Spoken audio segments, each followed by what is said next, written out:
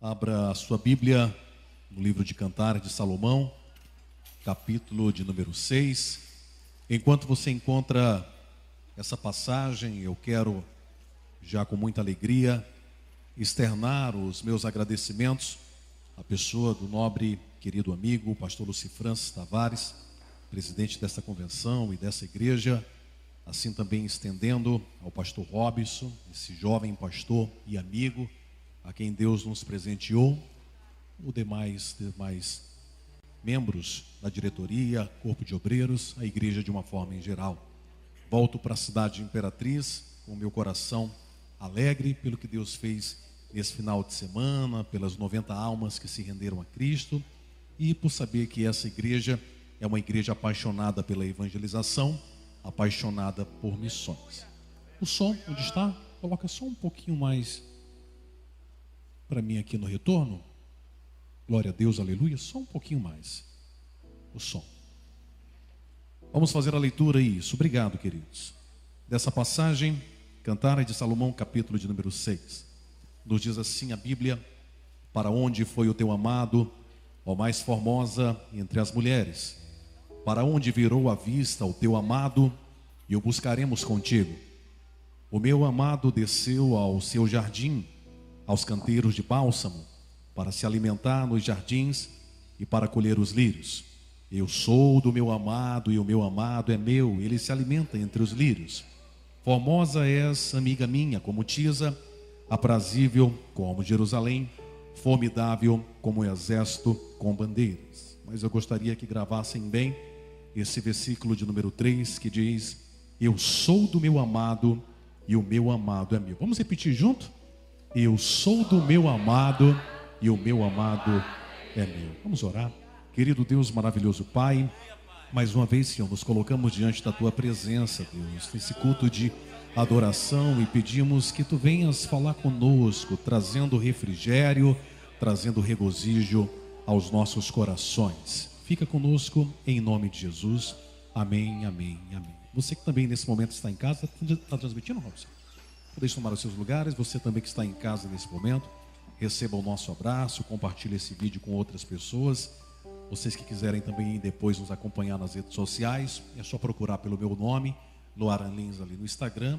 E também temos um canal no YouTube, que é o canal da Iavé Filmes, Iavé escrito com I, I-A-V-E-H, Iavé Filmes, onde nós temos os nossos 2 primeiros filmes, Renúncia e Renascer, lá postados.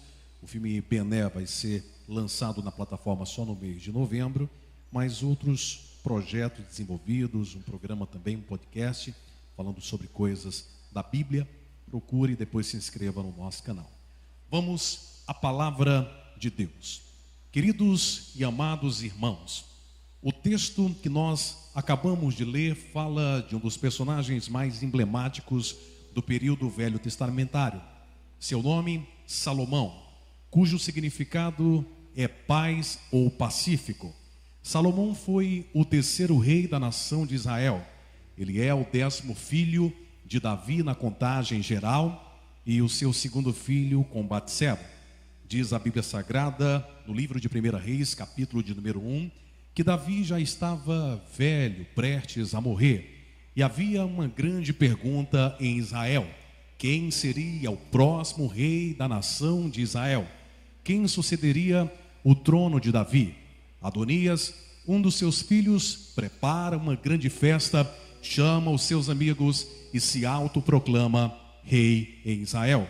Mas Adonias se esquece que trono não é para quem quer, trono é para quem Deus dá. É Deus que dá e é Deus que tira. Adonias tem jeito de rei, mas ele não é rei. Adonias fala como rei, foi criado no palácio, mas ele não é rei. E Deus já sabia quem seria o próximo rei da nação de Israel. O profeta Natã, sabendo dessa história, dessa festa que Adonias preparava, então adverte Batseba, mãe de Salomão, sobre uma palavra em que Davi liberava sobre a vida de Salomão, de que ele é quem seria o sucessor do trono.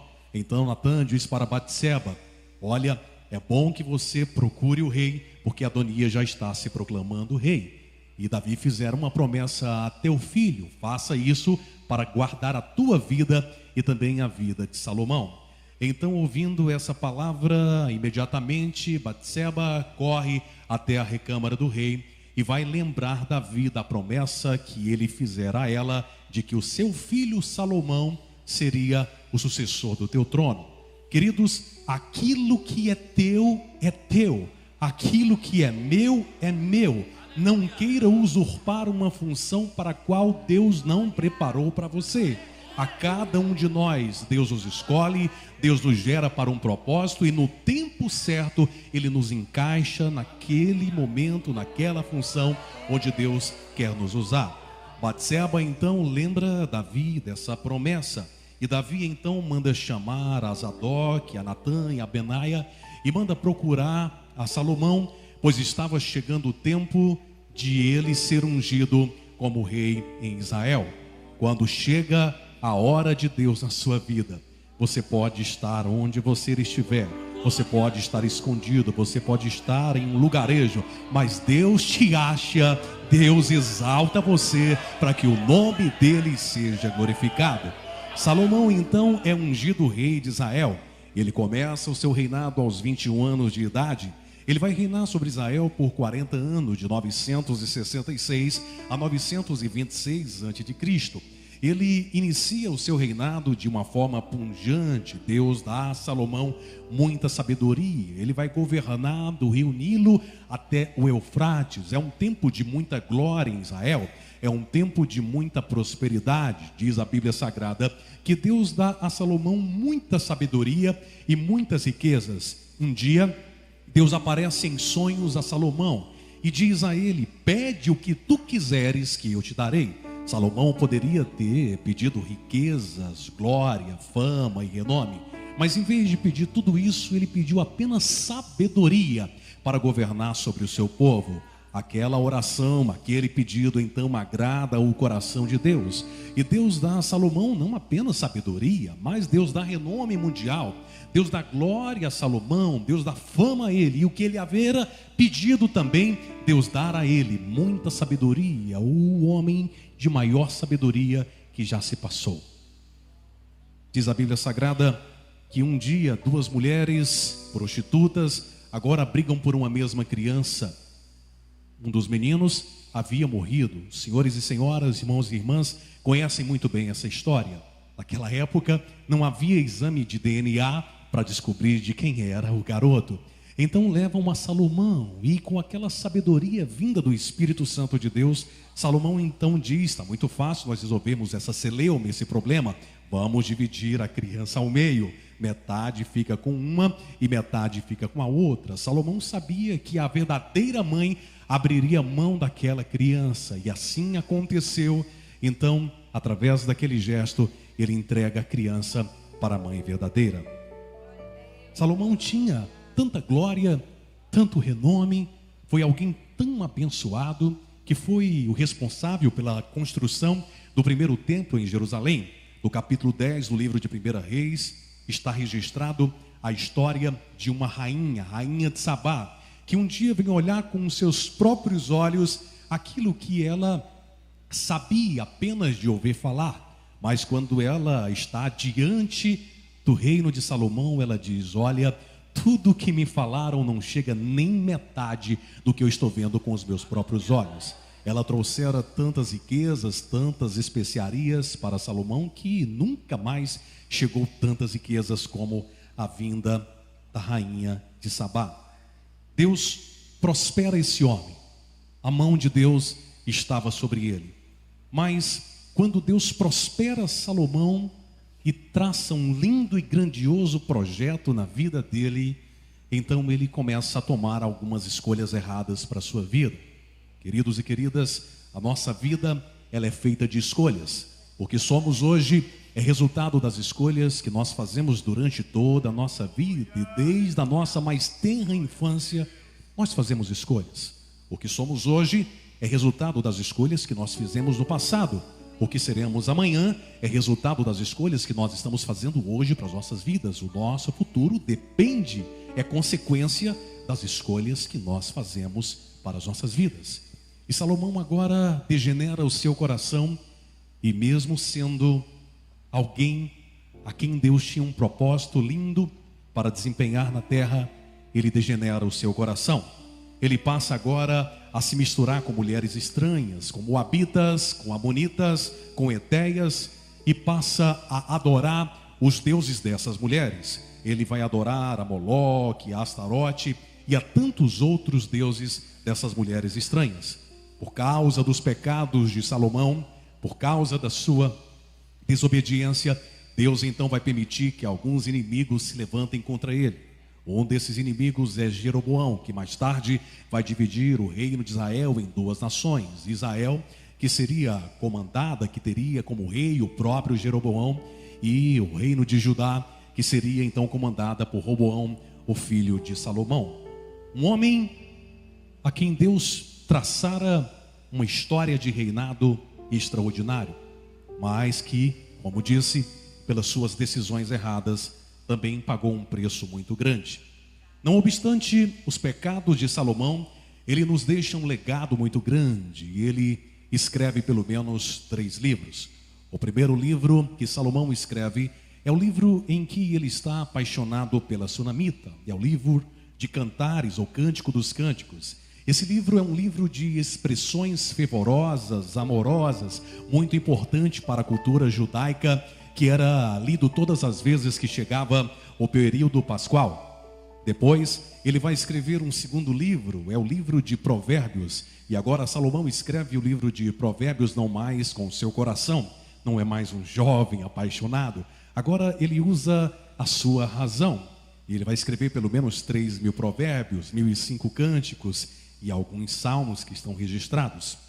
E já na sua velhice, ele escreve o seu terceiro livro, é um tempo de maturidade, é o livro de Eclesiastes, onde ele percebe, olhando para a sua vida, olhando para todos os seus pecados, para todos os seus devaneios, ele percebe que tudo na vida é vaidade, tudo é efêmero, tudo é passageiro, e que o fim das coisas é obedecer a Deus e guardar os seus mandamentos. O texto que nós acabamos de ler, registrado no livro de Cantares, para onde foi o teu amado, a mais formosa entre as mulheres? Para onde virou a vista o teu amado e o buscaremos contigo? O meu amado desceu ao seu jardim, aos canteiros de bálsamo, para se alimentar nos jardins e colher os seus lírios. Eu sou do meu amado e o meu amado é meu. Há pelo menos 3 formas de nós interpretarmos esse texto: a forma literal, a forma típica e a forma alegórica.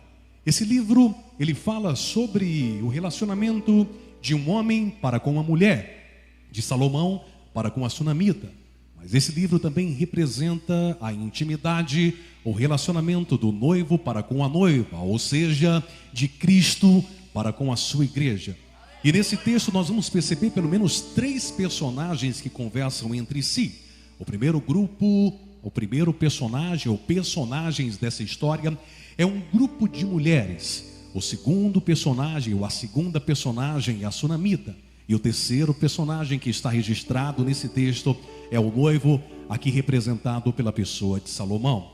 Esse grupo de mulheres, ele representa o mundo. A Sunamita representa a igreja, e o amado, o noivo Salomão, representa a própria pessoa do nosso Senhor Jesus Cristo. E o que esse grupo de mulheres que representa o texto está fazendo aqui? De forma irônica, ela pergunta a Sunamita: para onde foi o teu amado? Você disse que o teu amado te ama, mas você nem sabe para onde é que ele foi. Você disse que ele tem algo especial contigo, mas simplesmente ele te abandonou, ele virou as costas para ti. E qual é a intenção desse grupo de mulheres? Qual é a intenção do mundo? É colocar o noivo em descrédito, em desconfiança, e colocar a amada numa situação um tanto quanto complicada e dizer: olha, o noivo não vai mais voltar. O que o mundo todos os dias tenta fazer é descredenciar a pessoa de Jesus, a pessoa do noivo, dizer: olhe para a igreja primitiva.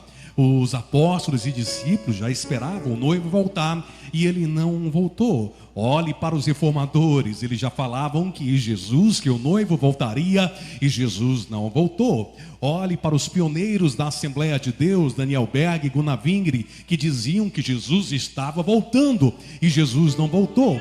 Quantos pregadores na década de 80 pregavam nos púlpitos, não chegará o ano 2000 e Jesus vai voltar. E já estamos em 2022 e mais de 2000 anos já se passaram. E o que o mundo tenta colocar na cabeça da igreja é justamente isso: ele não olha mais para você, ele te abandonou, ele não vai mais voltar. Mas como eu sou de Cristo, eu sei para onde Ele foi, eu sei que Ele vai voltar, e nada, nem ninguém vai fazer com que eu perca essa esperança e a credibilidade no meu amado.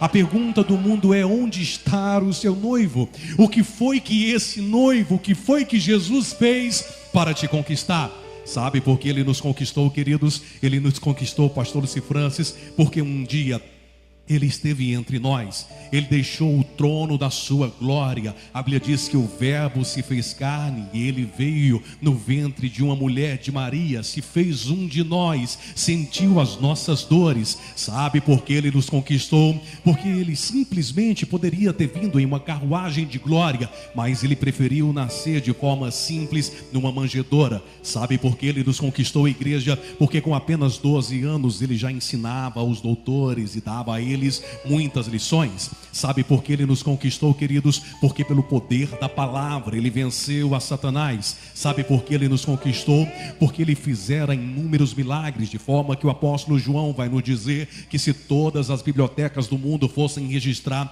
os milagres que o noivo fizera, não seriam capazes de contabilizar, porque onde ele chega há milagre, e ele é o mesmo de ontem, de hoje e de eternamente. A Bíblia relata pelo menos 35 milagres. Ele dera visão aos cegos, ele fizera aleijados andar, ele transformou água em vinho, ele multiplicou pães e peixes. 35 milagres apenas para representar e nos trazer algumas experiências, para que através desses personagens nós extraiamos, sabe, lições importantes para as nossas vidas. Mas ele, como disse, é o mesmo que fez milagres no passado e continua fazendo milagres até hoje. Há muita gente que diz: no meu tempo tantos milagres acontecia, no meu tempo Jesus ressuscitava mortos, no meu tempo, sabe, paralíticos andavam. Até parece que Jesus mudou. Ele não mudou, ele é o mesmo, e nele não há sombra nem variação. Ele continua fazendo milagres até hoje. Sabe por que ele nos conquistou? Porque ele nunca fez acepção de pessoas, porque ele pega a prostituta e o ladrão quando o mundo diz que não vai dar nada, assim como o pastor Carlos Augusto, que era um traficante, que era um homem do mal, que era considerado a escória da humanidade, e Jesus olhou para ele e disse: o mundo diz que você não vai dar nada, mas eu vou fazer de você um pastor, um pregador da minha palavra, e através do seu testemunho milhares de vidas irão conhecer o meu nome. Ele amou a prostituta e o ladrão, ele carregou na cruz os nossos pecados, ele morreu por mim e por você, e ao terceiro dia ele me ressuscitou para fazer com que nós um dia pudéssemos ir morar com ele. Através do plano da salvação, ele reinseriu a humanidade dentro do grande plano de Deus. Eu dizia agora no encontro de sábado que dentro do projeto da criação, Deus, quando pensou na humanidade, viu que a humanidade um dia transgrediria a sua lei, um dia decepcionaria o seu coração. Deus poderia simplesmente ter desistido de nós, não ter acreditado em nós e desistido do seu maior projeto, a obra-prima da sua criação, a humanidade. Mas João vai nos dizer que nós o amamos a ele, porque ele nos amou primeiro, e na eternidade ele se apaixonou tanto por mim e por você, que ali mesmo ele preparou o Cordeiro, ele preparou o seu único filho para morrer na cruz do Calvário pela redenção dos nossos pecados. Sabe, queridos, isso me faz lembrar de certo testemunho que eu ouvi de um grande evangelista que já não está mais entre nós, chamado Bernard Johnson. Bernard Johnson foi um grande evangelista que viajou pelos rincões desse Brasil, pregando a palavra e falando do amor de Jesus. Conta-se a história que um dia Bernard Johnson estava ministrando em uma cátedra, em uma faculdade, quando de repente um dos seus alunos, de forma irônica e zombando, interrompe Bernard Johnson e diz: professor, o senhor fala com tanta alegria sobre esse líder espiritual de vocês, o senhor fala com tanta alegria sobre esse Jesus, mas eu confesso que eu jamais gostaria de ter um líder assim, um líder espiritual, um Cristo que não teve nem dignidade para morrer, não teve nem um túmulo próprio, foi preciso pegar um túmulo emprestado do senador, né, para que ele pudesse ser enterrado. Ah, não, eu não serviria jamais um Jesus assim, que nem dignidade para ser enterrado ele teve.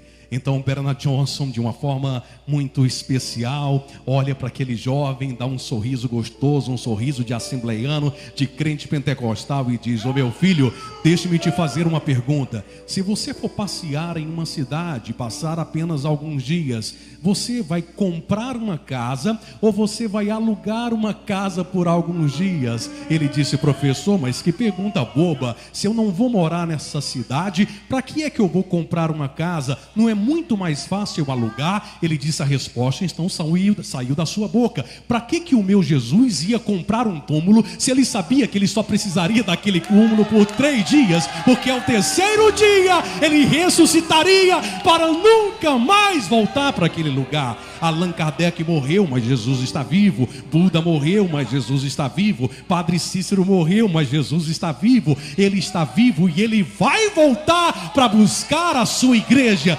Nada nem ninguém pode atrapalhar o nosso relacionamento, a nossa intimidade com o Senhor. Ninguém vai atrapalhar esse relacionamento. A primeira pergunta que essas mulheres fazem: a sunamita, para onde foi o seu amado? Mas a sunamita tem a certeza que o amado vai voltar, e ela diz: ele foi ali, mas fica tranquilo, porque ele não vai me desamparar. Ele prometeu que vai vir me buscar, e ele vai já já me buscar. Imagine a cena, querido, do amado voltando para casa, as milíades de anjos, o céu em festa, dizendo: o campeão voltou, o leão da tribo de Judá, o vencedor, ele voltou para levar a noiva, para levar a sua igreja. Vale a pena servir a esse Cristo, vale a pena todos os dias nós anelarmos pela vinda do Senhor. A segunda pergunta pela qual esse grupo de mulheres vai fazer a sunamita: olha, ele virou o seu rosto, ele não te olha mais. O que as mulheres estão dizendo, pastor Lucifrance, é que ele não olha mais para você, é que os olhos deles não te amam mais, é que ele esqueceu de você, é que ele vai dizer que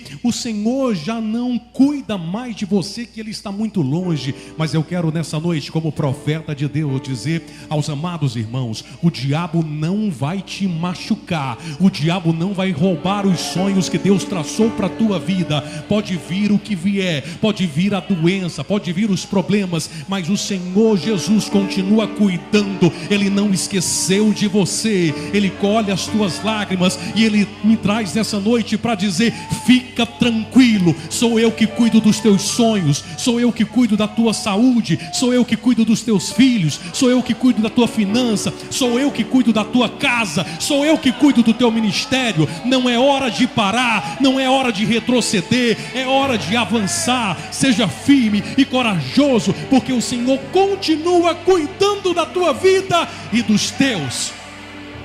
Tem gente que acha que o fato de nós estarmos na igreja nos faz imune dos problemas. A Bíblia nunca nos diz que nós seríamos imunes das provações. Ao contrário disso, ela diz que muitas são as provações de um justo, mas de todas elas o Senhor o livra. A Bíblia nunca diz que nós não passaríamos pelo vale da sombra da morte, mas que ainda que nós passássemos pelo vale da sombra da morte, Ele estaria conosco para nos ajudar. Eu sou um jovem pastor de 39 anos de idade, contava esses dias aos jovens sobre a minha trajetória, um jovem pastor que perdeu o pai assassinado, que perdeu a mãe aos 17 anos, missionária, moramos em Macapá inclusive, alguém que tinha tudo para não ser nada na vida, mas que Jesus acreditou, pegou na mão e disse: eu vou fazer de você um pregador da minha palavra, eu vou fazer de você um ganhador de almas, e nada vai atrapalhar o relacionamento, e nada vai atrapalhar os planos que eu tenho para ti. A nossa vida, queridos, é uma montanha de emoções. Tem dia que a gente acorda, sabe, com muita vontade de crescer, de lutar, de pregar o evangelho, mas tem dias que dá vontade de nem levantar da cama. Sabe, queridos, deixe-me compartilhar um testemunho pessoal. Eu sou casado com uma linda mulher, a missionária Elda, há quase 10 anos. Eu tenho uma bebezinha de apenas 4 anos de idade. Linda, uma gestação tranquila, sem nenhum problema, pastor Luci Francis. Aos 9 meses de idade, eu comecei a perceber que a minha filhinha, ela era diferente das outras crianças. Ela era molinha. E eu disse para a mamãe dela, e a mãe sempre: não, minha filha não tem nada. Espera o tempo, cada criança tem um tempinho. Esse tempinho foi passando e a minha filhinha não melhorava. 1 ano e meio de idade, um belo dia, a minha filhinha começa a apresentar algumas crises epiléticas. Nós saímos às pressas, pegamos um avião para São Paulo, ela em crise, e internamos ela na Santa Casa de Misericórdia, ali na cidade de São Paulo. Uma junta de médicos, os melhores neurologistas do país, vieram consultar Esther e ninguém descobria o que Esther tinha. Precisamos fazer uma consulta mais apurada, né? Uma consulta que pudesse fazer um mapeamento genético de Esther.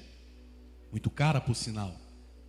E de repente, o neurologista pediátrico diz: olha, saiu o laudo do diagnóstico do problema da sua filha.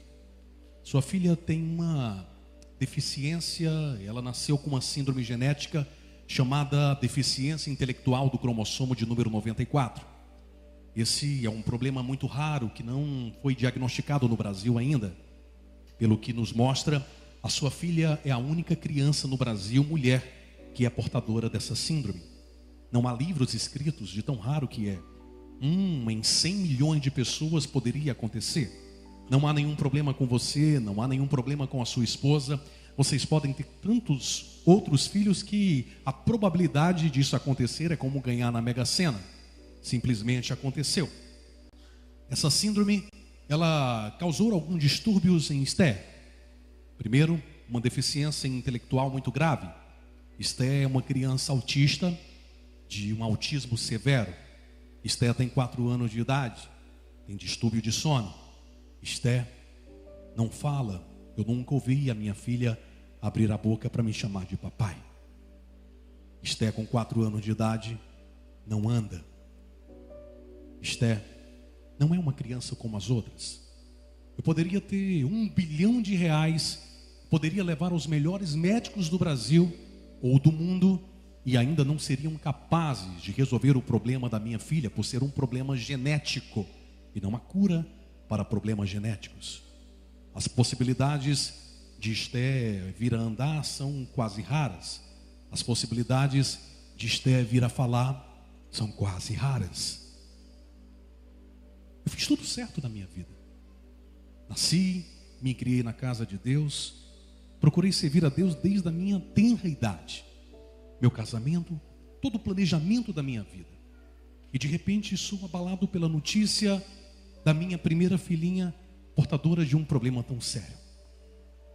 Certamente, a dor como de qualquer pai abateu o meu coração. Quando eu cheguei da viagem de São Paulo, um dia eu estou na igreja em que eu pastoreava, e uma das mulheres, uma das irmãs, chega para mim e diz: pastor Luaran, eu fico um tanto quanto preocupada e admirada, Porque você, um jovem que busca tanto o Senhor, que tem dedicado tanto a sua vida, que praticamente largou a sua profissão, largou tudo para servir a Jesus, e olha só o que Jesus faz, lhe dá uma filha com um problema incurável. Fala a verdade para mim, pastor Luaran, fala a verdade para mim. Tem hora que dá vontade da gente largar Jesus, não tem? Eu respirei fundo, eu disse, repita, irmã. E ela disse, tem horas que dá vontade de largar Jesus, não tem? Eu disse para ela, minha irmã, eu não sei a senhora, mas pelo meu pensamento, isso nunca se passou. Porque eu não adoro Jesus não é pelo que Ele faz, eu adoro Jesus é pelo que Ele é. O maior preço Ele já pagou na cruz do Calvário pela minha vida, e Ele vai me voltar e vai me levar para o céu. Ele tem todo o poder para curar Esté.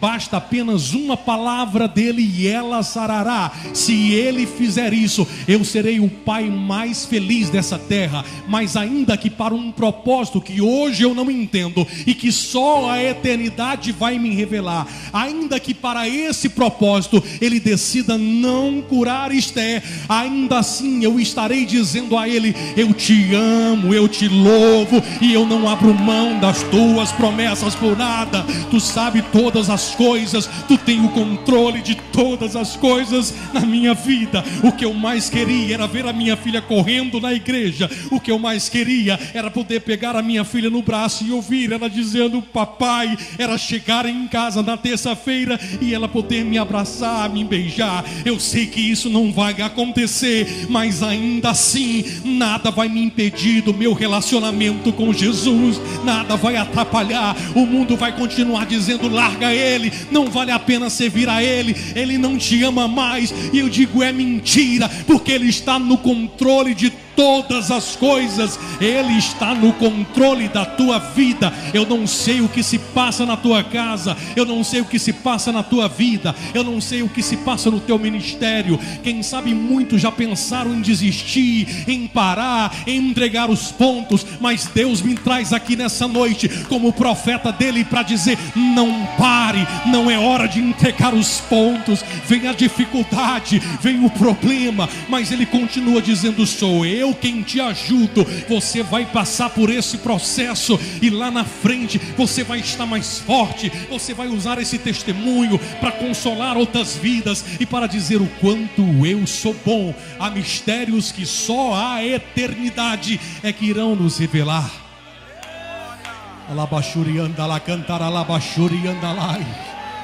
É noite de restauração. Deus está falando para vidas nessa noite, não parem, não desista. Ah, pastor, mas eu tenho sofrido tanto com essa enfermidade. Não desista, Ele está cuidando de você. Ah, pastor, mas eu estou sofrendo tanto com esse meu filho desviado. Não desista de orar por ele, porque enquanto os teus joelhos estão dobrados, Ele está com a sua mão protetora cuidando dele. Ele está no controle de todas as coisas. Não desista de orar. Quando você lê um pouco mais sobre a história dos pioneiros Daniel Berg e Gunnar Wingre, homens que foram usados de forma tremenda por Deus, homens que foram responsáveis por um grande avivamento e pelo crescimento dessa igreja e fazer dela o que ela é. Mas você olha para Daniel Berg e Gunnar Wingre, você pensa que esses homens eram homens, sabe, que não tinham problemas. Meu Deus, vocês não sabem o quanto esses homens padeceram de enfermidades. Gunnar Wingre viu a sua filhinha de 3 anos morrer. Padecia de muitos problemas. Mas quando você vê e lê as literaturas da vida desses homens, em nenhum momento você vê eles murmurando. Em todo o tempo eles dizendo, eu sei que o noivo vai voltar. Enquanto ele não voltar, eu vou continuar fazendo a obra dele. Eu vou continuar louvando a ele, adorando a ele, sabendo que ele cuida de mim. Mas parece que nós estamos tão acomodados com esse mundo que nós já esquecemos das belezas do céu. Ah, pastor Luci Francis, pastor Robson, como eu sinto saudade, embora sendo um jovem pastor, como eu sinto saudade daqueles congressos Robson, onde o tema principal era o noivo vem, onde as melodias principais não eram essas músicas que a gente ouve duas palavras e ficam com as mesmas repetições, mas as canções que nós ouvíamos eram essas aqui.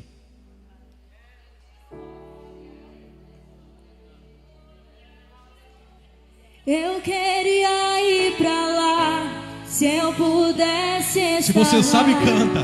Não queria voltar, só pra ver o meu rei, frente a frente com o Pai, só cantando assim: Santo, Santo é o Senhor. Vamos ficar de pé, vamos adorar a Deus. Eu preciso concluir essa mensagem. Canta a ditosa cidade, canta a ditosa cidade.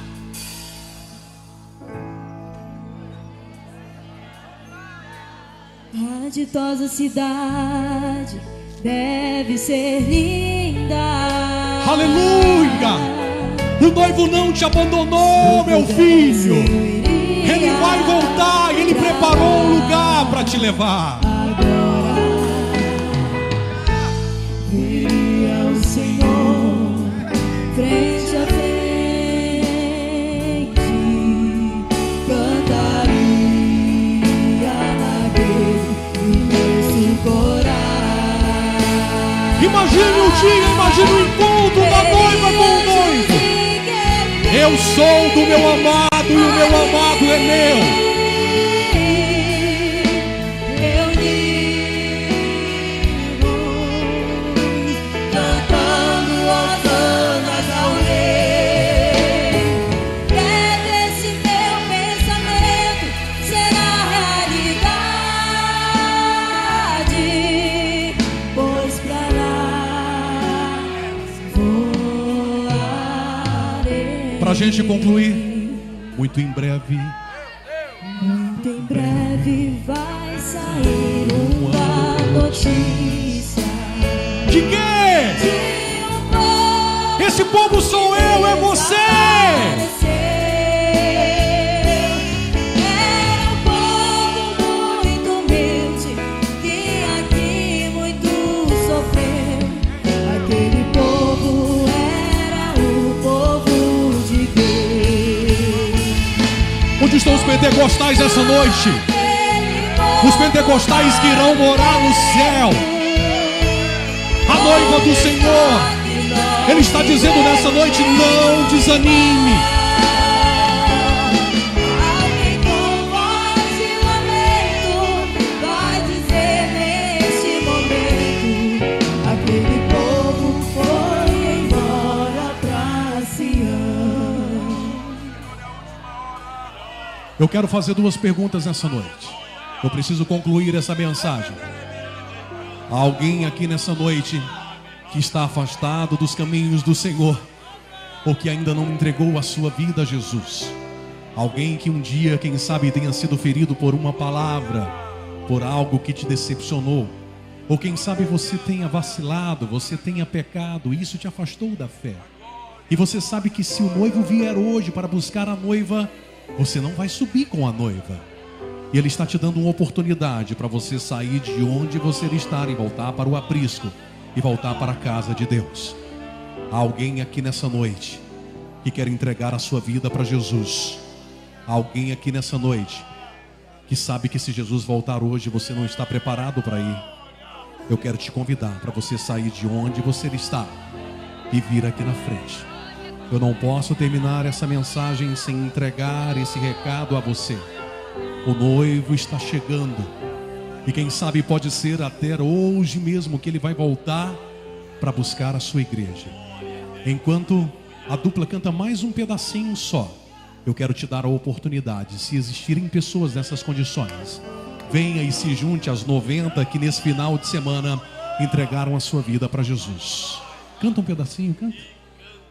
Há alguém para Jesus essa noite, vem correndo. Há alguém para Jesus? Está vindo ali uma primeira pessoa para Jesus. Onde está a segunda pessoa para Jesus nessa noite? Alguém que nessa noite vai dizer: eu quero encontrar com o noivo, eu quero fazer parte desse grande exército que vai morar no céu. Saia de onde você está e venha aqui na frente reconciliar-se com Deus ou entregar a sua vida para Jesus.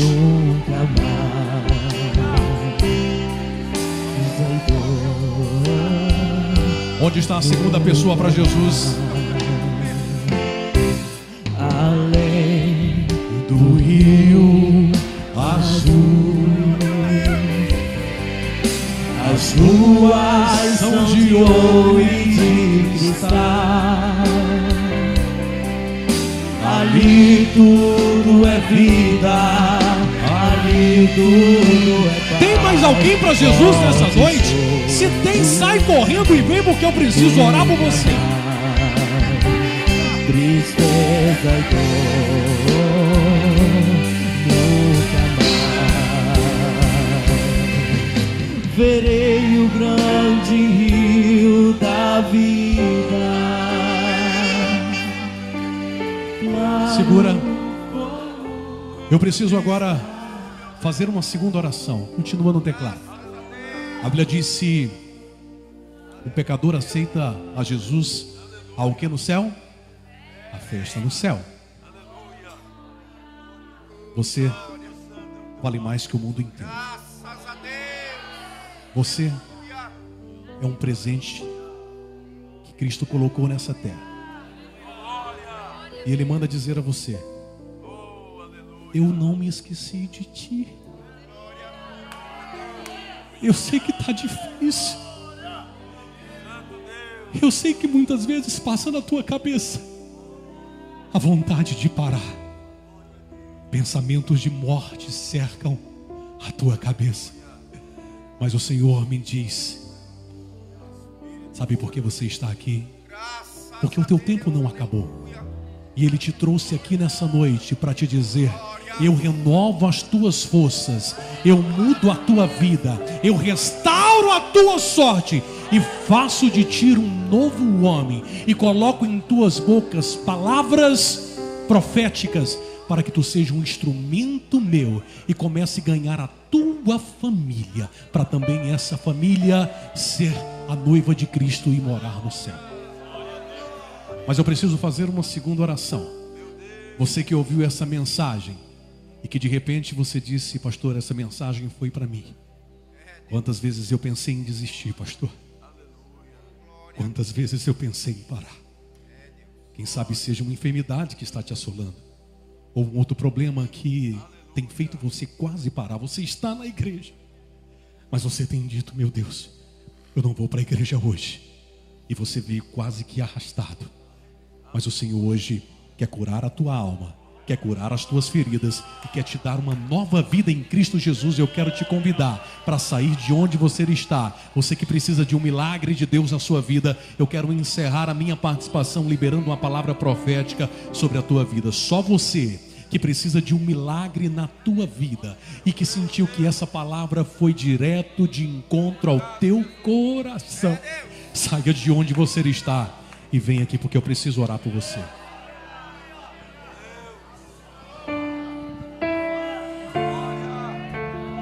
Pode vir chorando, não tem vergonha não. Pode vir clamando, não tem vergonha não.